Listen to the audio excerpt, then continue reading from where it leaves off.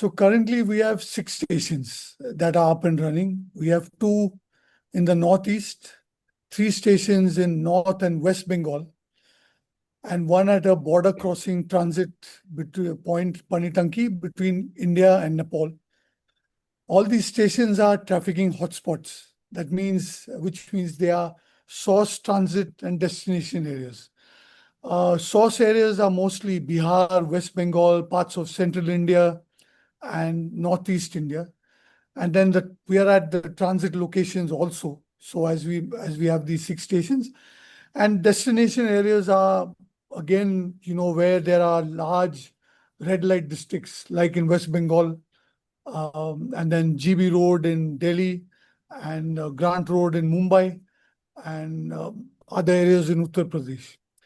So from the start of the year in October 2025 until now, till March 31st, we've intercepted about 685 potential victims, with the majority of them being minors who could have become victims of exploitation, either child bonded labor or victims of child sexual exploitation, had they not been intercepted by our Love Justice staff teams.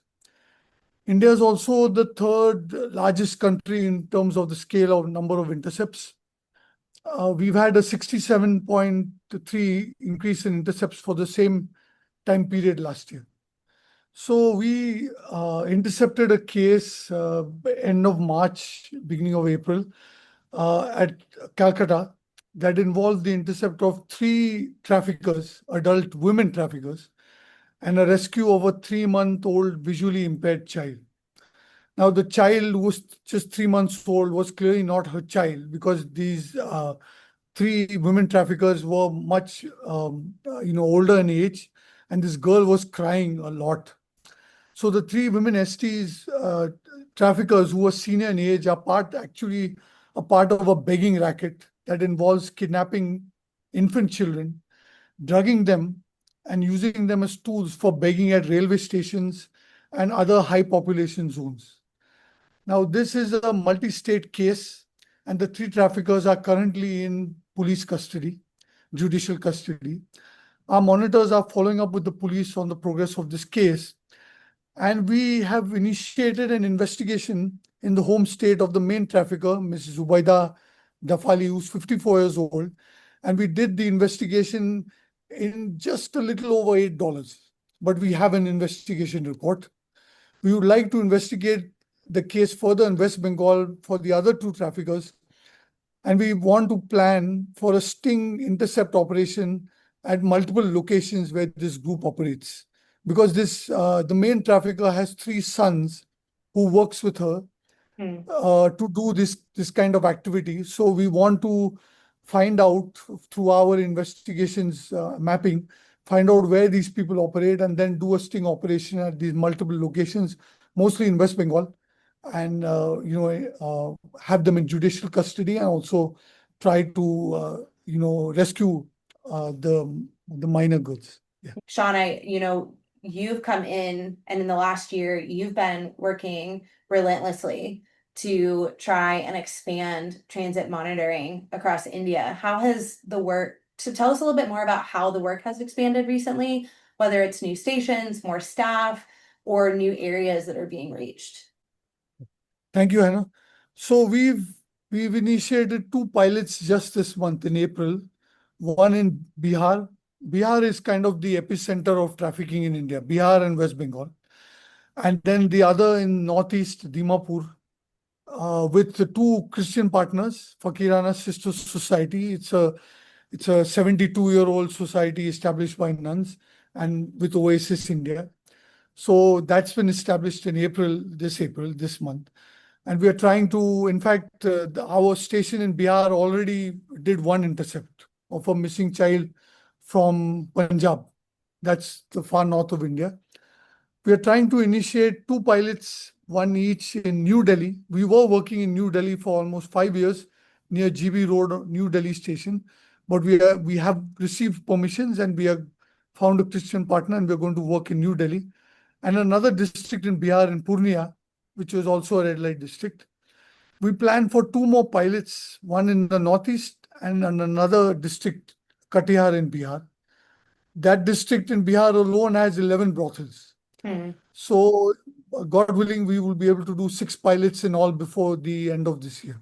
Yeah, yeah. Sean, you spend a lot of time on the ground, shoulder to shoulder with the teams that you kind of help oversee and manage. Can you share with us a recent story that just has really stuck with you that you just haven't been able to kind of stop thinking about? Sure. So, one I would say the case that I alluded to earlier about the visually impaired 3-month girl child. So, she's too young to express. So, it would be very difficult to reunite her with her birth mother, but this is something we'll try. But one story that has stuck with me recently, which happened this month, was a girl child from Mugu, that's far west Nepal, was trafficked to Siliguri by a Nepalese national and said that, he's been talking to her on Facebook and said that I'll get you a job and brought her to Siliguri. She's 17 years old. He's 30 years old. And then because she found difficulty in the language because of Bengali and Hindi trying to understand, he and 2 other traffickers, which were not present at the station at Siliguri where we did the intercept, they planned to take her to Uttarakhand, that's the far north of India, to work in a brick kiln. Hmm. And we used our contacts in Nepal, like Tiny Hands Nepal and Kingdom Investment Nepal, to trace the girl's family. And they said they had no knowledge of this, that their daughter was traveling with this man. And we intercepted this case. And there's no doubt in my mind that if she had gone to a brick kiln, because kilns are among the most, the nefarious places where complete child exploitation and adult bonded labor takes place. And I think it was quoted by one of us only that India has probably the highest number of child slaves in terms of, in bonded labor in the world. And that's pretty close. So we have stories like these where many young minor girls are lured and groomed through social media by traffickers to travel without their family's knowledge or consent to meet a major suspected trafficker whom they have never met in person, meeting for the first time, except hearing his voice over the phone with false promises of either love or marriage or a job. And these girls are as young as 13, 14, 15, and with these traffickers who are 19 and above and sometimes older.